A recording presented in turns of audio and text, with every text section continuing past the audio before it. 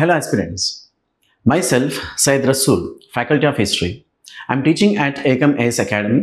So we were making a series of videos, interesting and concept videos.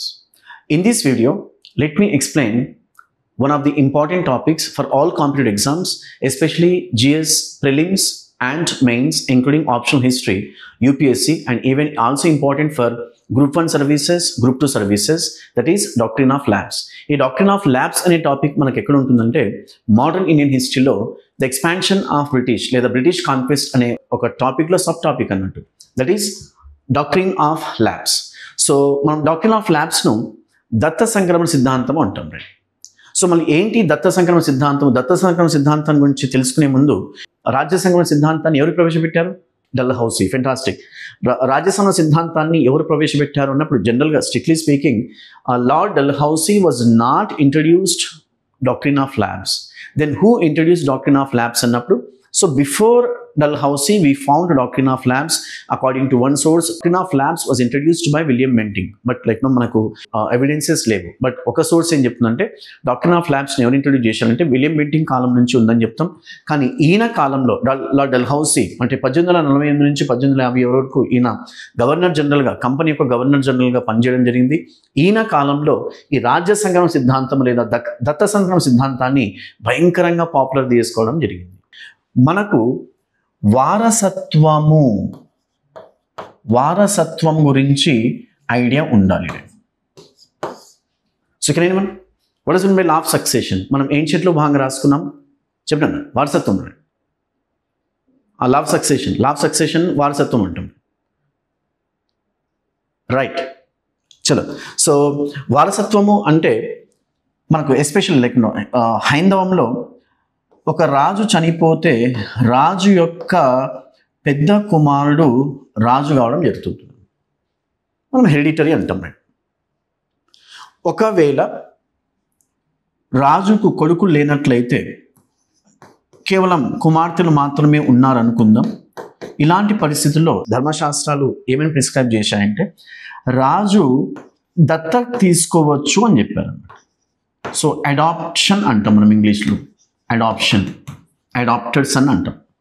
దత్తత తీసుకోవచ్చు. ఒక రాజుకు న్యాచురల్ సక్సెస్కు ఏ విధమైనటువంటి అంటే ప్రివిలేజెస్ ఉంటాయో అవే ప్రివిలేజెస్ దత్తపుత్రునికి లేదా అడాప్టెడ్ సన్కు ఇవ్వడం జరిగింది. So we were discussing one of the important topics that is like the doctrine of lapse, మనం తెలుగులో రాజ్య సంక్రమణ సిద్ధాంతం అంటాం. సో మళ్ళీ ఈ వారసత్వాన్ని బ్రిటిష్ వాళ్ళు యాక్సెప్ట్ చేయలేదు. అంటే ఏ రాజ్యంలో అయితే రాజుకు అంటే న్యాచురల్ సక్సెసర్స్ లేరో లేదా వారసులు లేరో అలాంటి రాజ్యాలను కంపెనీ ప్రభుత్వం తీసుకోవడం జరిగింది. The respective states which don't have natural successors, such kind of states were taken by English East India Company. On what grounds such kind of states were taken by English East India Company? Annappudu on the grounds of absence of natural successor. వారసుడు లేడు అనే నెపం మీద కొన్ని రాజ్యాలను తీసుకోవడం జరిగింది. And one of the patent questions of prelims exam, ఎలాంటి స్టేట్స్ను కంపెనీ ప్రభుత్వం తీసుకునింది అన్నప్పుడు, సో సాతారా 1848 సతారాను తీసుకోవడం జరిగింది. మళ్ళీ జైత్పూర్ 1849, సంభాల్పూర్ 1850, భగత్ 1850, ఉదయ్పూర్ 1852, ఝాన్సీ 1853, నాగ్పూర్ 1854, తంజావూర్ 1855, అవధ్ 1856. ఇక్కడ అంటే చాలామంది ఝాన్సీ అనే మూవీ అంటే మణికర్ణిక అనే మూవీ రావడం జరిగింది. కొంతమంది మూవీని చూసి ఉండొచ్చు. Manikarnika, so the queen of Jhansi. ఈ మణికర్ణిక మూవీలో మై ఝాన్సీ నహీ దూంగి, నేను ఝాన్సీ రాజ్యాన్ని ఇవ్వను, ఇంగ్లీష్ వాళ్ళకి ఇవ్వను అని ఈమె స్టేట్మెంట్ చెప్తుంది. మళ్ళీ ఝాన్సీ రాజ్యాన్ని కూడా వీళ్ళు తీసుకోవడం జరిగింది.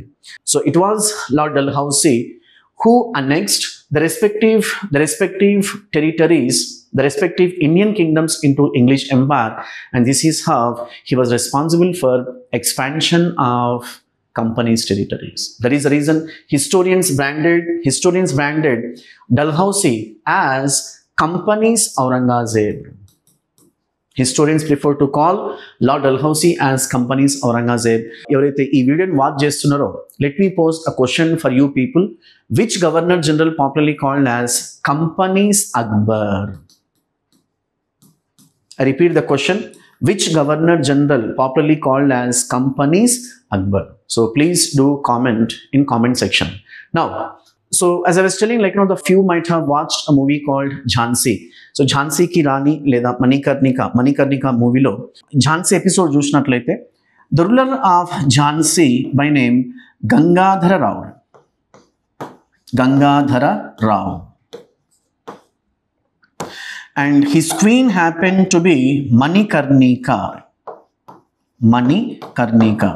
and she happened to be, like, so she belonged to what we call say Peshwa family antam, like, kontamandi idea unnochu, like, you might have watched a movie called Jhansi. ఈ మణికర్ణిక మూవీలో మనకు గంగాధర్ రావుకి మణికర్ణికకు ఒక సంతానం ఉంటుంది, యుగంధర్ రావు అంటాం. సో ఇక్కడ ఆ బాబు చిన్నప్పుడు చనిపోతాడు. చనిపోయిన తర్వాత వీళ్ళు అంటే Gangadhar Rao and Manikarnika they adopt a son. They adopt a son. So ఈ అడాప్షన్ను ఇంగ్లీష్ ఈస్ట్ ఇండియా కంపెనీ ఒప్పుకోదు, especially Lord Dalhousie. When English East India Company did not what we call say accept the adoption of Gangadhar Rao, what is the response of Gangadhar Rao? Gangadhar Rao died of broken heart. And what is the response of Manikarnika? So when English East India Company what we call annexed Jhansi into English Empire, what is the response of Manikarnika, popularly called as Jhansi ki Rani, otherwise called as Jhansi Lakshmi Bai? She participated in 1857 revolt. The main intention of Manikarnika, she wanted to get back Jhansi kingdom. అంటే మనకు హిందీ వర్షన్లో మనకు ఒక famous ఒక statement ఉంటుంది, మే రహూ యా నా రహూ భారత్ ఏ రెహనా చాహియే. It's very famous statement. మనకు ఈ స్టేట్మెంట్ హిందీ మూవీ వర్షన్లో ఉంటుంది, మనకు తెలుగు మూవీలో కూడా కొన్ని డైలాగ్స్ ఉన్నాయి, you can watch that. One of the important topics for all competitive exams, that is, like, doctrine of lapse content. Thank you.